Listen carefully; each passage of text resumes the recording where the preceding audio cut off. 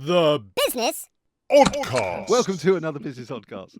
You're very welcome to be here. We're your hosts today, Stuart Morrison, and my lovely co-host, Hannah Logan. Before we get started today, before we get into today's topic, I just wanted to cover off something that we've been working on now for a few months.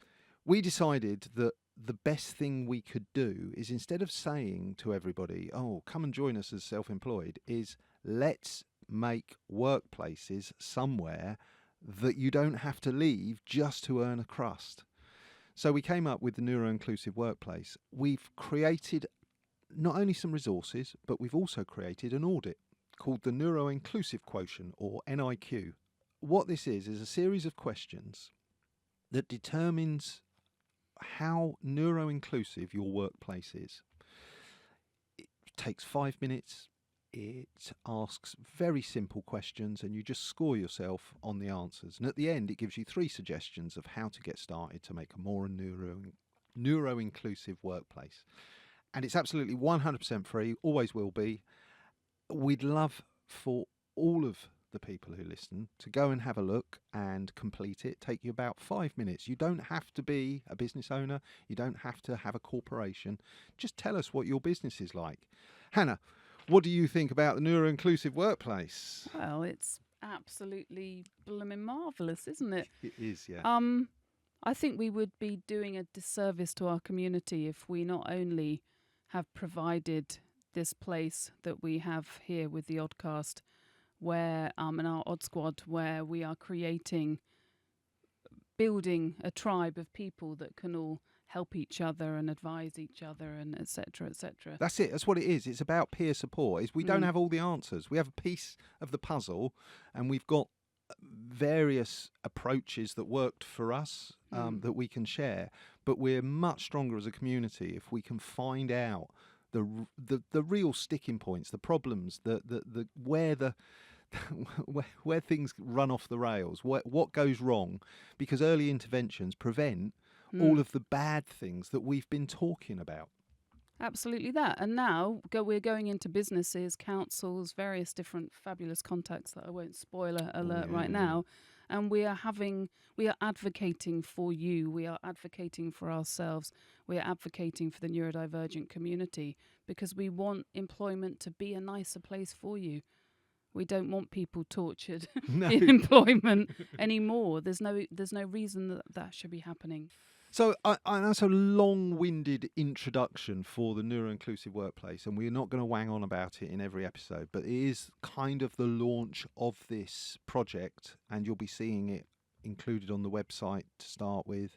It will eventually have its own website, but most of the information will be on the Oddcast site anyway, because the two projects go hand in hand. Yeah, absolutely. Basically, this is a birth announcement. It is. Hannah and Stu gave birth, or the Oddcast gave birth to a beautiful baby. Neuro-inclusive baby.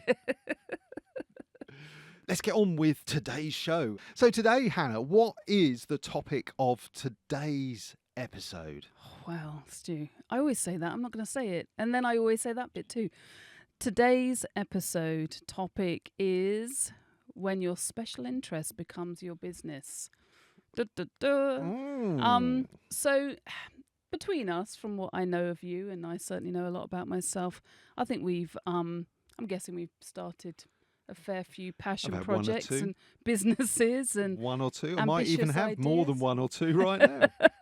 Certainly a fair old bucket full of ambitious ideas over the years.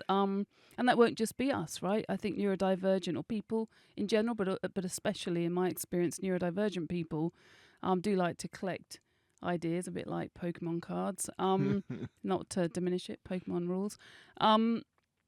Because we don't just get interested in something. A lot of the time, we completely disappear into it. And actually, special interests and hyperfocus can be incredible strengths. I'm not going to be that arsehole that calls them superpowers. Oh no, I just did, but I don't mean it like that. But some of those hyperfocuses, special interests, can become businesses, and sometimes that's brilliant. Sometimes it's utter chaos. We'll probably touch on that later on. One of my many actually not many failed, one of my failed miserable situations. No, not failed. There is no such thing as failure. It was a learning experience. You discovered several ways that you didn't want to do this job and then left it. I like that. I like that viewpoint. It's less self-deprecating.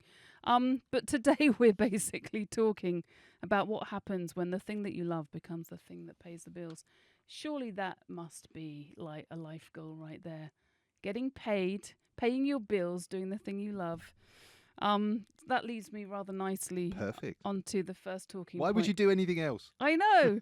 Although I like eating, but I'm not getting paid. Oh my God, I could be one of those people that goes into restaurants then does a little podcast about it. That's your first tangent. You're welcome. First talking point, project people. So looking back personally at my own career, I definitely wasn't climbing a career ladder. I think probably when I left uni, I was... I'd talk to myself into the idea that I had a 5-year plan. I totally didn't.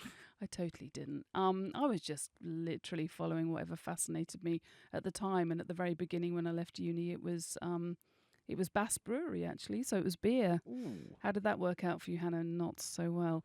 And then, so every time kind of one project finished, another one grabbed my attention and I kind of moved on, or I saw a shiny new job job application, etc., etc. Over the years, I've kind of, once I became self-employed, I've done various things from cleaner when the kids were tiny. I loved a bit of, put the music on and crack on with some cleaning. I made cakes for a living. That got messy in the end. Too many bridezillas. Writing, virtual assistant, that lasted very short amount of time. Hang on, I'm going to interrupt. Yep. Okay. So we're going to go through how we have basically had all these different special interests and turned them and monetized them in various ways. But I'm interested in this question. What's the catalyst for the change? And I know what works for me. I know what my thing is. And I've given people advice because they come to me and they say, Stuart, my business isn't doing X, Y, or Z. And 9 times out of 10, the first thing that I want to know is how invested they are in the business that they've got. Is this a passion thing? Is this just a convenience thing? What is this thing? Because then I can kind of understand their mindset. So what made you change? So that's a really good question, because at the beginning, so when I was a cleaner at the very beginning, I did some bar work and cleaning. I alternated between the two. I did it because the kids were tiny and it fitted in. It was convenient. It fitted in really well around having kids. I was self-employed with the cleaning, so I could slot it into my own timetable. The flexible hours. Hours, which was perfect. And then, then I became the cake maker.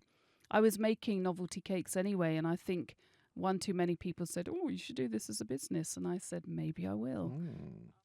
Boredom made me stop that, and one too many bridezillas, as I've already said. But actually, once the kids got a bit older and I got beyond convenience, it then became about things I love doing. So then it really was just chasing the things I love doing. I love making cakes and novelty cakes. Why don't I just get paid to do that? We'll find out later on why that's not always the best strategy. Yeah. So I think in answer to your question, the reasons change. But often for me, the thing that pivots me is boredom, or the thing that kind of, takes my attention is a shiny new thing. Having said that, when I'm embroiled in something I absolutely believe in and love, like the Oddcast, then there is nothing that can pull me away from that. It's a strange tension between wanting to do something that people will pay you money for and the thing that you would do for free if there was nothing else to do in your life ever. And one of the difficulties, and we'll look at this in some detail in a bit, one of the difficulties is knowing what to charge. And we did a whole episode on that, and the links will be in the description. But there's a whole mindset piece about suddenly this thing that you had a passion for suddenly becoming a chore.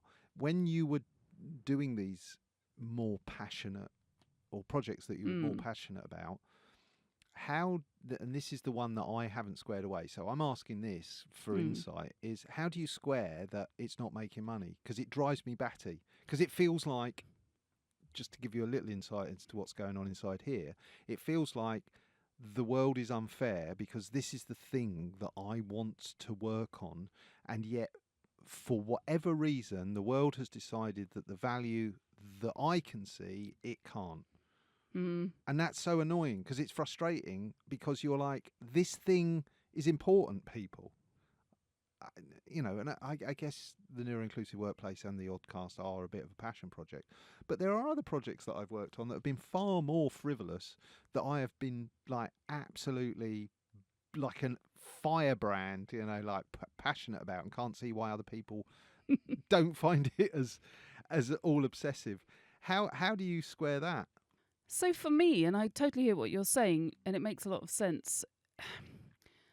Personally, and my cake making is a really good example of this, I didn't, because I loved doing it so much, and I did do it for quite a few years, I never fully understood the value.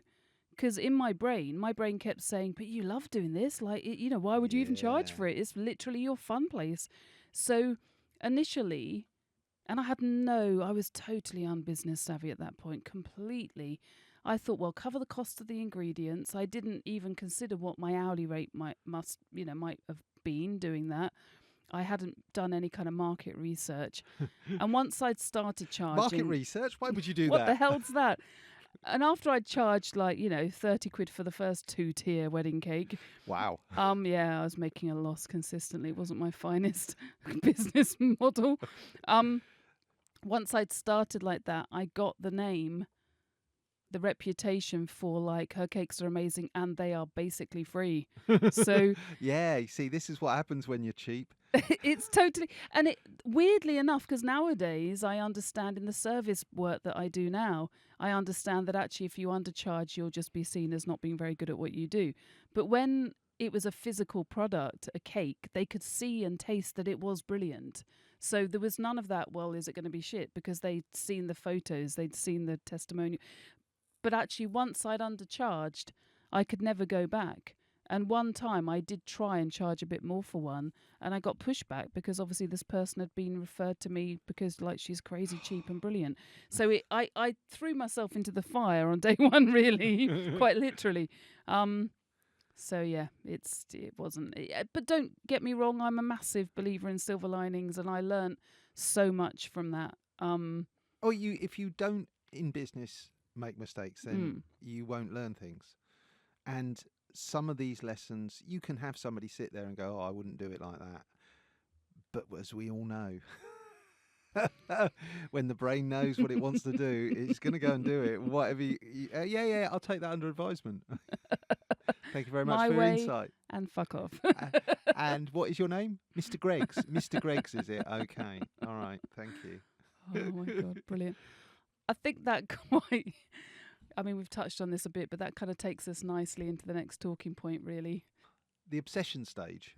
Yes, we've been there, Stu. The passion obsession thing, I absolutely 100% believe should be the starting point for what you're going to do. For two reasons. One, what else are you going to do with your time? So why would you go into something you hated? Now, I do have an approach to business, which I've talked about before, which is tea bags and toilet papers, the dull and the thing. But my interest is in the numbers, is in the branding, is in the business growth. The what I'm growing, I can make. I tell you what, I promise you, whatever product you put in the comments, I will make a fun, interesting, exciting thing that you'd go, oh, actually, I might buy that.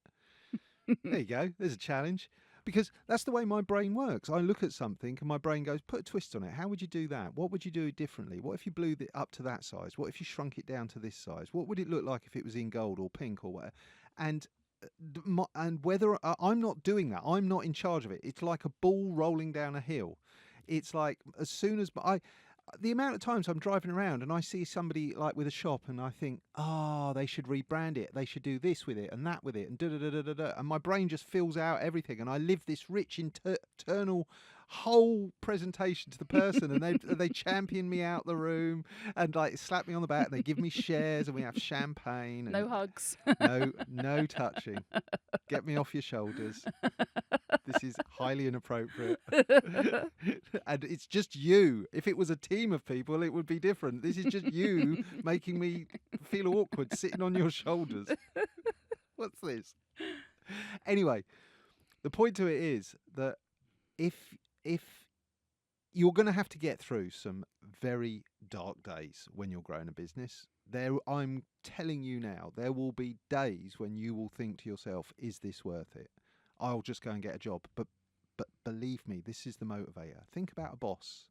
It could be a dark day in your business, but you don't have a boss. You are going to have dark days in the future, whether you've got a job or not a job. But if you have a dark day with a job, you've got a boss. You've always got the boss. It's a dark day with a boss. It's the dark day that somebody else has given you. At least this is your dark day. And that's it. It's better to be smeared in your own shit than someone else's. Marginally. And remember, sometimes you're the statue, sometimes you're the pigeon. Into every life a little rain must fall. But you see, I have tried to monetize obsessions that have gone nowhere. I have tried to ignore obsessions that have kept coming back to the point where I'm like, oh, I might as well monetize this. Because this is the byproduct, right? I do a lot of stuff online, but because I've got a lot of online properties, I ended up with this massive hosting account. And I thought, well, I'm paying for it. I might as well just allow people to host on it with me. And I started charging a few people, and they liked the service that I provided because I was doing it for myself anyway. And that grew into a hosting business. I didn't want a hosting business. I didn't set out to have a hosting business, but a hosting business is what I ended up with. And it was because of my own passion in the web and building websites and promoting my own products. There can be byproducts of your obsession, as it were, that you could monetize. And the way that you get to the point where you allow somebody else to run it for you is the way I see it is I've set up a money stream that I will gift to somebody else to run as long as they pay me 50%. That's all they got to do. They can have all of the rest of it. I will help them do all the bits that I like doing. It's 50-50. Always going to be 50-50 because, it's just fair. Nobody argues with that. But Stu, do you like that? So personally, I really like that kind of new idea obsession stage. That kind of, it can be really distracting, but I love that rabbit. I feel a bit like a crack addict when I'm in it. You know what I mean? It's like I'm blinking in the dark and I've gone down the 50th rabbit hole and I'm just kind of doing a side quest courses, signing up for shit, watching YouTube videos, subscribing to tools, subscribing to all the tools. Yeah. No, I've never done that. Just don't look at my bank account or tell Jem. I think I kind of, and I don't want to go off on one about dopamine because we've had a blog last week about that, but. Yeah, I like the obsession stage. It can be all consuming. It's like a love affair. Oh, yeah. It's the courting. Who says that? It's dopamine-rich environment. You can go and splash around in the fields of dopamine and rub it all over yourself and feel really, really good, right up until the moment you stare at your bank account and go, oh, fuck, I've wasted the entire week learning all about German logo types in the 1920s, and I'm now quite sure that I know everything. But where does that get you with your customers, Stuart? It doesn't get me anywhere. Nobody cares whether or not the logo type was from a German type foundry that's no longer around. The obsession stage is important, though. I find that the obsession stage for me is the point where I determine whether or not I can do this long term.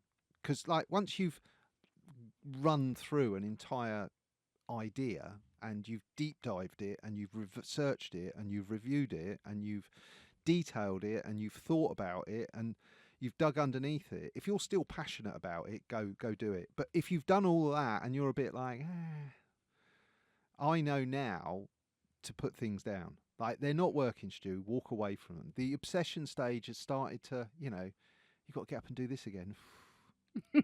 Oh, I often say, if your feet hit the carpet for too many mornings in a row and you get that, find a new job, find a new project, do something new, find a new partner. I mean, I don't know, you do you. Whatever is the cause of the, God, not this again, And I think that's the key to it. It's not just that you have a momentary obsession, you have a enduring passion. When we know a lot about something, we've immersed ourselves in it for years, be it a hobby or just something that we're super, super interested in. We build so much knowledge that invariably at some point, either somebody, this has happened to me before, somebody says, oh, you're really good at that. Could you do that for me? And then suddenly you're like, ka-ching. Oh, okay. Somebody actually wants to buy this from me, this knowledge. We're taking something we're really good at and monetizing it. Because the other reality is that if you go down that route, quite quickly, in my experience, you can suck out any joy that you had in that specialist subject. And that's exactly what happened with my cakes. I went from somebody that loved making them to somebody that started to dread it. It took me a few years to realise how much I dreaded it, but yeah. Yeah, it starts as a creeping gnawing. I hope the deadline can be extended. Yeah, absolutely. And then all the joys. It's suddenly not a hobby that you've turned into money. It's a hobby that you used to love and now you dread it. So like you said, with the feet on the carpet. Well, that leads us, I think, probably nicely into the next talking point, when passion creates chaos. Yeah, there is a certain energy, a certain vibe, a certain focus, which, as we all know, a little bit of hyperfocus, can really kind of wreck you. And if you extend that into something which is an obsession or a passion and a growing business, it can be detrimental to your own well-being in many areas. I'm not just talking about physical and mental, emotional, but also the obsession to pursue something at the cost of everything else. Your relationships can really strain, and I know that I've strained my own, and I just have a fantastic partner who understood that eventually I would surface, and this was my mode of operation. But it takes trust in a relationship to go, my partner is now spending seemingly 20 hours a day working so hard that I can't seem to even get you to stop for meals. And you can see the person not only destroying themselves but sort of retreating from you into this cave of obsession.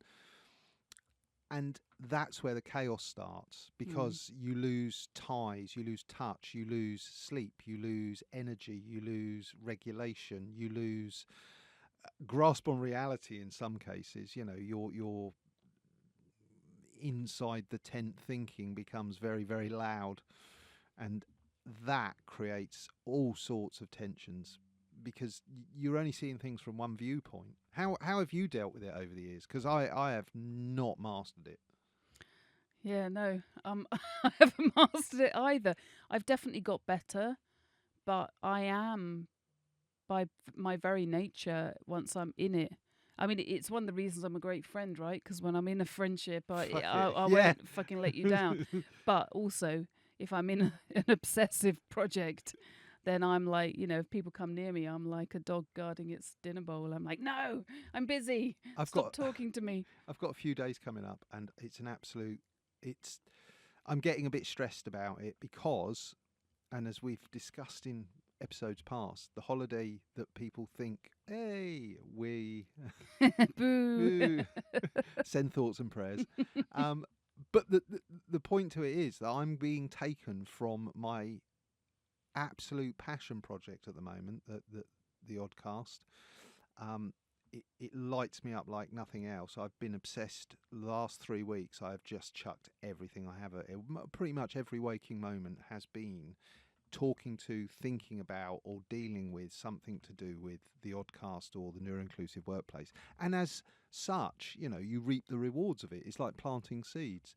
But I am so glad I've got this break coming up, because my I need to step away from the obsession for enough time for my brain to come back and go, oh, you've done that wrong. This is not quite right. That's you get a bit. I don't know, a bit blind to it. Yeah. It's the firebreak thing. I need a firebreak, and it needs to be an entire week's firebreak because I have been going for so hard.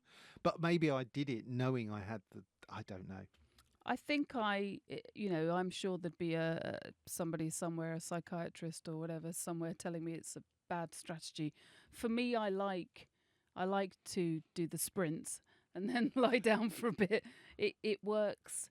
I definitely need the fire breaks that you've just described, but I kind of like to hit it hard and then, go and sort of lie down for a bit and then hit it hard, because I think maybe that's my theory is that my autistic brain and my ADHD brain are kind of bouncing off each other at that point, I don't know, that could be utter bullshit that I've just made up, but that's what it feels like to me. There are two parts to me, and I kind of need that intensity, and it's maybe not nice for the people around me, but I need that deep dive intensity. But then I'm also self-aware enough to know that I also need that fire break. There's a lot of truth in the idea that when you love the work that you're doing, you've got that passion for it, it is not such, or I certainly find this, it's not draining your energy in a really hugely demanding way. I mean, obviously it is if you're just not getting any sleep and not eating and not going to the loo and just like fully living and breathing it at some kind of light speed. But actually, when you're really enjoying it, it comes much more naturally to your brain, or that's what I kind of feel. And it almost feeds your energy rather than zapping it. You know what I mean? If you compare that to something that's just painful, that you really don't want to do. Yeah, it's again, you've got your screen on full brightness and you're ploughing through the battery just to get it done. And unfortunately, I think there's a lot of neurodivergents who get through the week in that mode and then get to the weekend and feel that, oh, if I can recharge, I can get ready for the following week. Well, I've just seen it way too many times. There will be a variable that you are relying on that changes, either an interpersonal one, an energetic health one, a lifestyle one. There will be something that will trip up that finely tuned focus of what you're doing, and then the cards will all the house of cards that you built will fall over. And I say it because unfortunately I've seen way too many people do it. Neurotypicals as well. It's not, breakdowns and burnout are not a neurotype dependent thing. I think there's a tendency more because the world is not set up for our neurotype for us to suffer it in more and greater numbers. But that's not to say that the wrong set of circumstances and the wrong use of energy and the wrong everything for a neurotypical person wouldn't take them down like it would. We're all humans. At the end of the day, you've got your limits. But I do think that if you love what you do, you have a much better chance of it succeeding, because the alternative is, I hate what I do. What?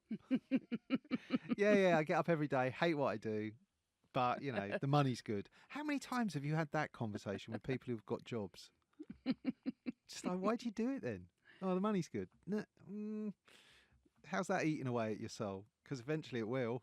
Just suck the last bits of joy out of your... Like rats nibbling away at your very core. Eventually you will collapse inwards and disappear into a black hole of depression. And I know, because I was that soldier. Interestingly, though, so my husband's employed by quite a big company. I won't give it a shout out. And he says he doesn't hate his job, but he certainly doesn't, it doesn't bring him any joy at all. But he has the kind of thinking that he's like, it pays the bills. It's not difficult for him because he's super clever. And it is what it is. He works from home. I've got two mates. One of them's now retired. I haven't seen the other one in a little while, but I'm sure he'll similarly retire. He worked for the HMRC, not in any capacity near any of the investigatory stuff. I was going to be like, He literally put chairs in rooms, as he said. I moved chairs around rooms. That's all he did. And they were very much, oh, yeah, I'm going to stack it in the pension, retire early. They had a game plan. I was always like, YOLO. I might be dead tomorrow. I'll make a wrong choice. I'll turn left when I should have turned right and step in front of something that's going very fast and big, That's how I'm going to end. I'm going out in a blaze of glory. Where did he go? I don't know. He said he was going to go and fight the Horde. I don't know what that means. oh my God. But yeah, so I think it does depend on your skill set as well. You can have a passion for something, but you see, this is the point, is being in business is an overlap of a lot of different capabilities, and quite a lot of the time people become employed because they don't have the capabilities in the area, like going out and talking to people, sales, putting together ideas for marketing. Quite often they're lost in all of the bits that they haven't done, but they're very passionate about the thing that they do. And so it's quite nice to be able to point them at places and go, oh, you need to learn this lesson, or this is a thing that you should, a concept that you should get your head around. And that's always very gratifying. So, Stuart, though, the question is, what happens when all that lovely, fabulous, special interesty, businessy type stuff starts to steal the joy? Well, then you outsource it. That's always my answer. This is something Somebody I else's hate problem. doing. Can I make it somebody else's problem? Exactly that. This is where employee thinking and entrepreneurial thinking diverges. And I know that I'm particularly good at things, and there are other things I am particularly bad at. And I can beat myself up, or I can just accommodate it and get somebody in who can do the job. And why would you not? It baffles me when people go, oh no, I do this because, I should do it really. No, you shouldn't do it. I'm really shit at bookkeeping. I've tried to be really good at it. I can be really good at it, but it drives me bonkers. And putting receipts into a spreadsheet and reconciling them against a bank account should be being done by a robot. It's numbers. It's not human life. It's just tallying up what's already happened. Your accounts are a lagging indicator of what's happening on the daily. And I don't look over my shoulder. Life doesn't come with a rearview mirror.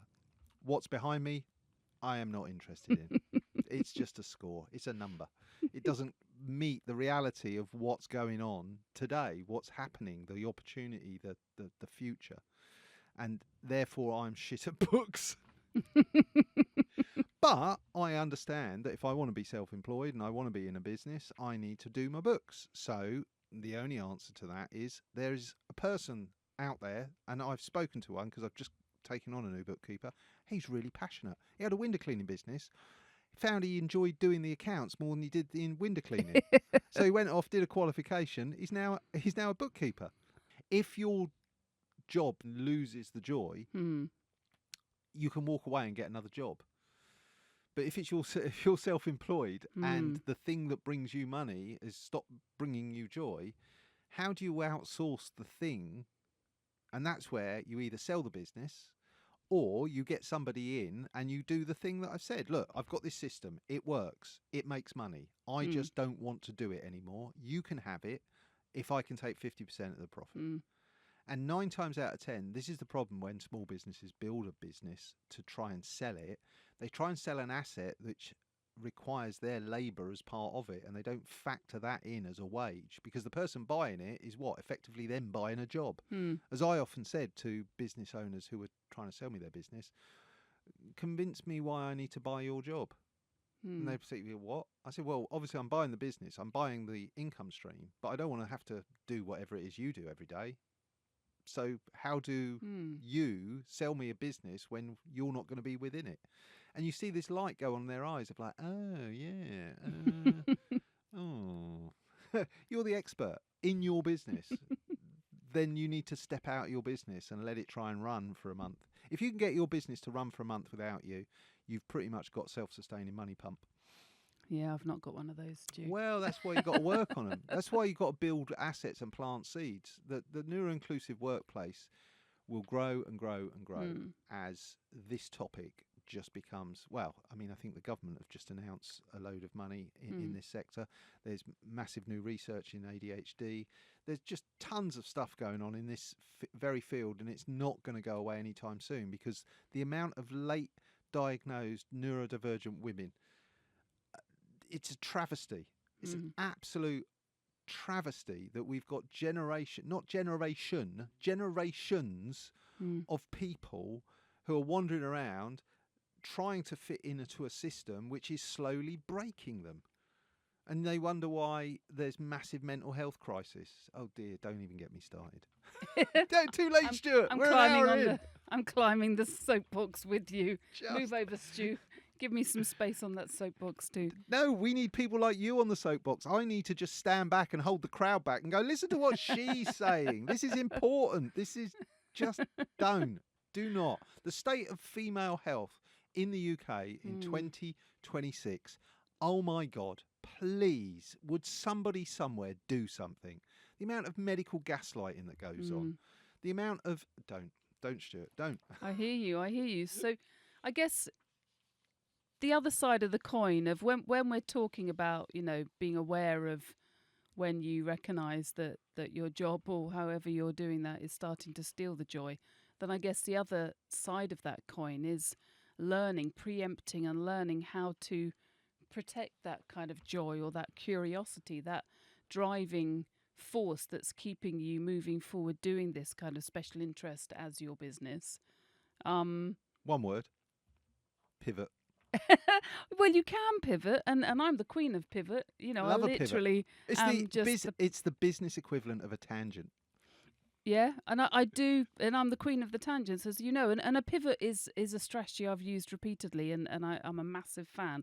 But there is also, as a second or an additional option, is actually doing things that keep that curiosity, that stop you kind of getting drawn into the boring long grasses of invoicing and all that shit, and actually keeps the business that you're doing and your passion behind it fresh.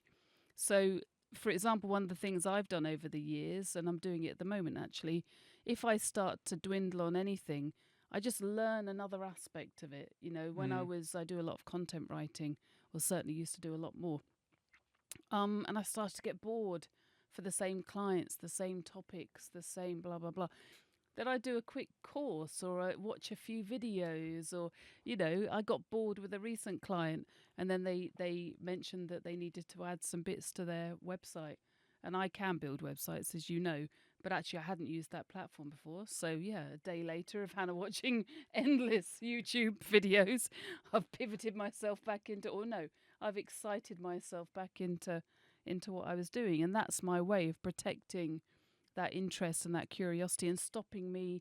Because for every pivot, I'm very capable of a rage quit. Ooh, I love a rage quit. I'm very capable of tearing it up and saying, I fucking hate all of it. And walking out of my business. In fact, to be fair, just to reassure you, Stuart, I've not done that in a million years. But there was a time where rather than think like an adult, what can I do to make this more interesting again, to pique my interest again, I'm just like, fuck it, I hate it. And I'm like grooming dogs. Oh, I've lobbed a hand grenade into a couple of ventures. Just not doing this anymore. Done. I'm done. I'm all the way done. Tie a knot in me and send me on my way. But yeah, I am somebody that needs to chase the squirrels, and actually maybe that sometimes means doing a short course I did a counselling level 2 course not that long ago. I don't even know why. I just thought, yeah, fuck it, I'm a bit bored, so I just did a side course for no good reason other than But it gives you an insight into something that and maybe, and this is what I think people are afraid to do these days, have idle curiosity. What's all that about? you know, it has to be this grand thing of like, oh, you're moving into counselling, are you? No, I'm just. So why are you doing it? Well, I'm just interested. I just wanted to find out a bit more, and I thought, what better? Do you know what I mean? It's like there are times when I have done things in business, but somebody's gone, oh, is that what you're doing? No. The project came along. It seemed quite interesting. It was within my skill set. Yeah. Oh, okay. It was literally a deep dive rabbit hole that went a bit too far. And before I knew it, I'd signed up to an online counselling level 2. But actually, it came from the fact I was mentoring, or I do in my spare time, I was mentoring students. And then I thought, oh, wouldn't it be good if I had some kind of official qualification that meant that I wasn't just an wise old Yoda lady giving them the insides of my brain. Oh. But I told my friend, she was like, oh, you'd make an amazing counsellor. And I said, I will never want to be a counsellor. No disrespect to counsellors, you're magnificent. I've paid a lot of your mortgages off. But that's not what I wanted to do. But I did, because my brain craves new knowledge. Even if in its menopausal state it can't hold on to that knowledge very long, it craves new stuff. It feeds off knowledge. It's like a bee with nectar. It really is. So I'm the same. I'm exactly the same. If something obsesses me, at the moment I've got a couple of minor bubbling obsessions that I keep going back to and keep dipping my proboscis into. like it's long. Yeah, exactly. And it keeps, and I'll keep going, oh yeah, that's very good. Oh yes, I'm learning more. And this is how I was with law. Is like, I think that I'd be a really good lawyer. Oh my God, you would. I don't know. My brain works in that way, in the way that immediately somebody says something and my brain's like, hang on a minute, there's several things in that sentence that I need to pick apart, because on face value, and that's why it makes me a nightmare for marketing, because I read it and I'm like, well, hang on a minute, my lad. In tests, what tests? 8 out of 10, 8 out of 10. How many did you actually survey? 80% is quite high. Oh, of 46 people, really? Oh, a whole 80% of 46 people, great. You see, and that anything under that kind of withering gaze. But you see, this keeps my interest in keeping abreast of the law. I find I watch lawyers discussing cases and points of cases, mostly commercial cases, obviously, commerce being my area of interest. But that's why I kind of went up to A level with contract law without taking a course. I just read it all up and was like, yeah, and then tested myself on the knowledge, oh, right. And now just integrate it into I saw it as a worthwhile additional skill to have alongside. At least I can make a sniff test to most contracts. Anything I don't know, I put question mark next to. But the point is, you keep the passion alive long term by having outside interests. It's like any relationship, You can have outside relationships, don't have outside relations. Yes. But this is why you should build a business that grows with you, because in 31 years, okay, I might have been Mr. Accounting from day one. That's all I wanted to do, and I've done it successfully for 31 years. Well, that would have been lucky, because that would have been like smashing it out the ballpark on day one.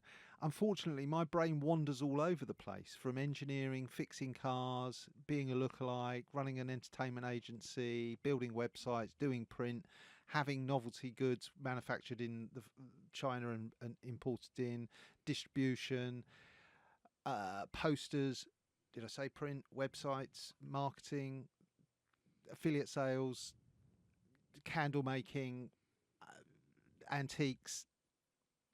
It's just I can't.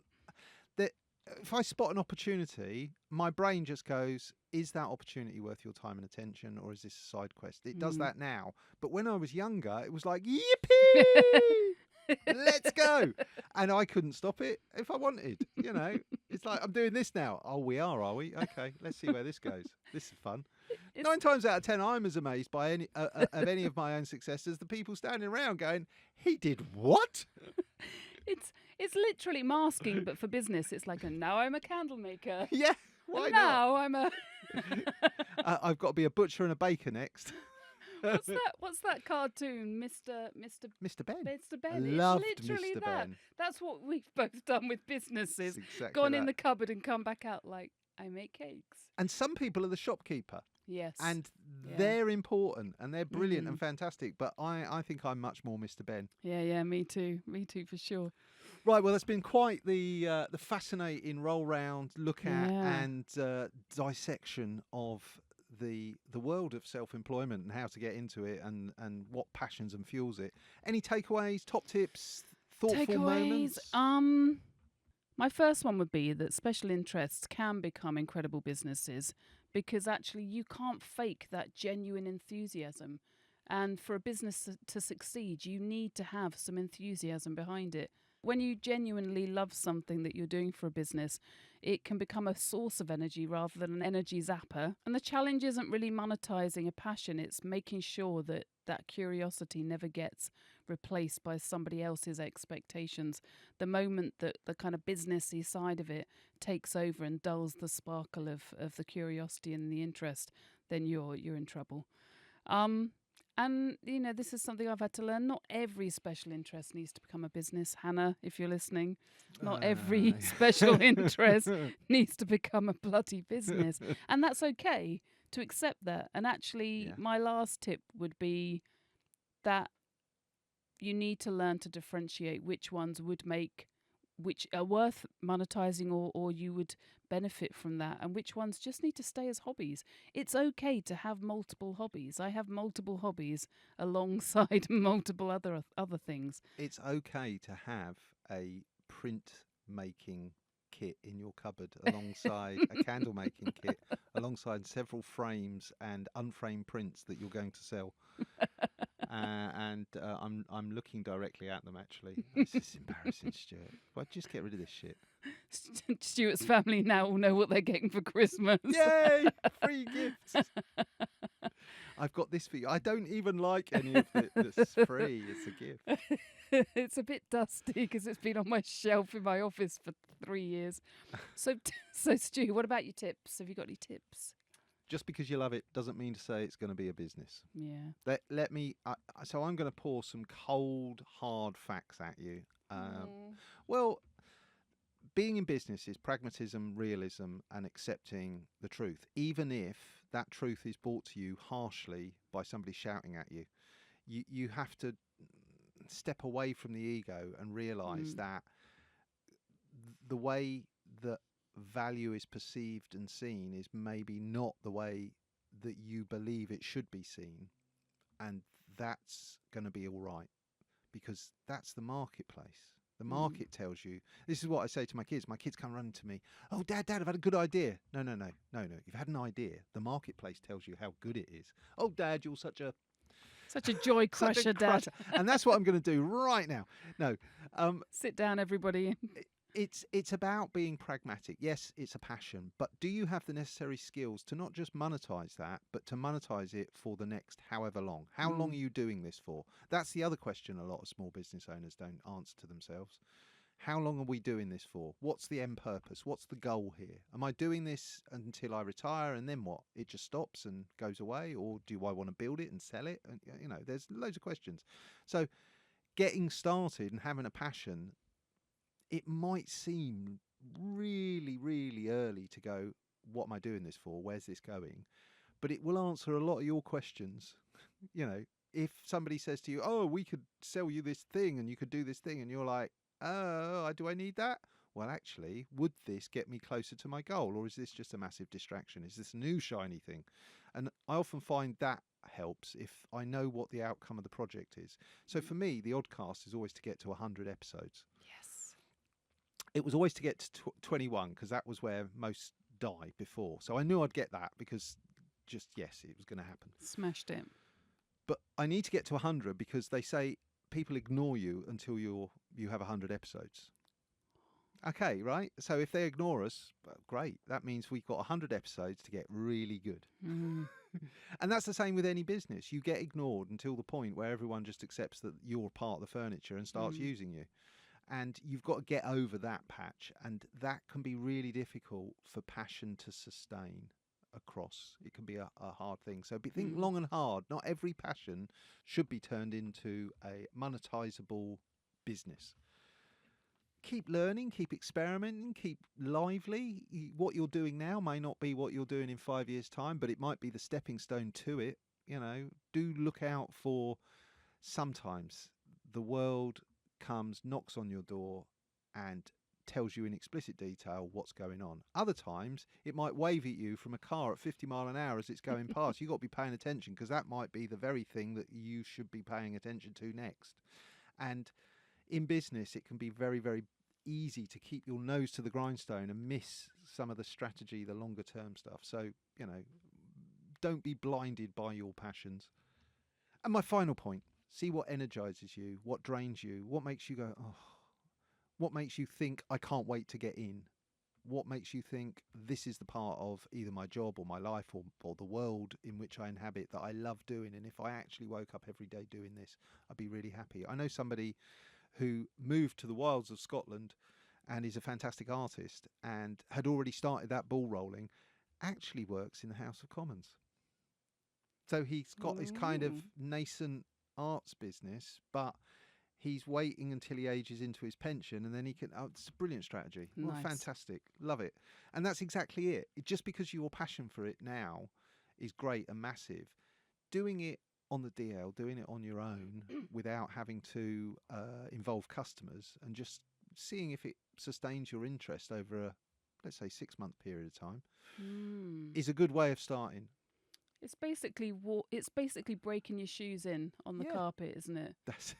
It's when you've got a new pair of DMs, you don't want to wreck their soles yet. Not that the soles of DMs. It's getting in your bath with your Levi's on to shrink them to your body. What was all that about? Why did we put up with that? Pre-shrink them, or I'm not interested. Our legs just went blue. That's all that happened. That's exactly it. True tangent story. I went to the doctor once because I didn't put these 2 and 2 together. I'd bought some like dark blue jeans. They weren't Levi's. Other brands are available. I'd bought some dark blue jeans, stretchy jeans, worn them, very tight stretchy jeans, worn them a couple of days in a row. Then one morning, the hypochondriac in me woke up and thought, oh, fuck, the blood flow to my legs is brutal. My legs are dark blue. Oh, no. So I went to the doctor and, apparently some ink is transferable. Oh, my God. Hopefully you'll cut that confession out of this episode. So, Stu, yes, amazing tips, top tips as ever, and a great episode. And I think we've given everybody out there listening, watching, if you want to see our awesome faces, so much fabulous knowledge as ever. Yep. Before we finish, just another quick plug reminder that if today's conversation has made you think about how different people experience work, and I'm sure it must have done, then do have a look at our NeuroInclusive Workplace Audit on the website. Yes, the NIQ NeuroInclusive Workplace Audit is completely free. It takes just a few minutes, and it's designed to help organisations start asking better questions rather than pretending they've already got all the answers and that we're really inclusive, actually. The link is in the notes, and if you go to our website, there's a link on the homepage. So do follow that up and take the audit and find out how NeuroInclusive your workplace is, or at least get across all of the questions that you should be thinking about to try and make a neuro-inclusive workplace if you have a business and you're thinking about taking on staff. Yes, please pass it on. Sometimes the right conversation just needs to have the right person in front of it. Yeah. Well, that's an absolute cornucopia of information and useful stuff that we've hopefully passed your way. Do have a look at the blogs. We've been doing those quite recently, and we've got one coming out soon. What's that one about? So last week was about dopamine. It was, yes. Which I love a bit of dopamine. We won't go off on that one. And the one coming up, I can't remember. That's all right. Don't worry. There'll be a fantastic blog. It'll be amazing, it will. Whatever it is. And I think it's my turn. I think it's me, that's why. And I haven't decided what it is. And I threw that at you. Sorry about that. Before the next blog, though. Go on.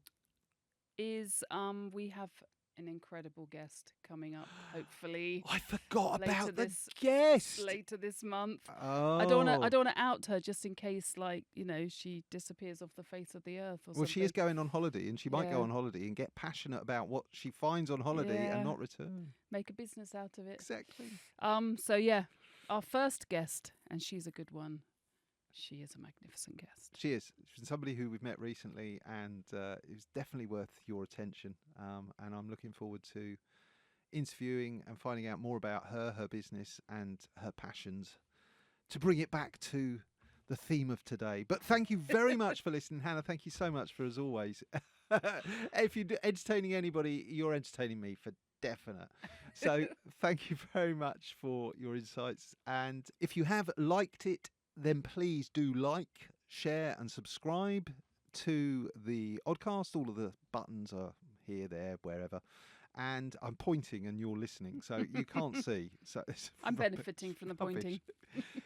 So, find the necessary channel and stick us in it, and like us and share us and tell other people about us. And if you've liked what you've seen, then maybe leave us a comment, give us some feedback, tell us what resonated, what your thoughts and insights, and maybe if you've got some top tips, please. We are learning every day, and we love to hear from other people about what they're doing. So with that, another episode. That's a wrap. Thank you very much, and we'll speak to you soon. All the very best. Bye-bye. Bye.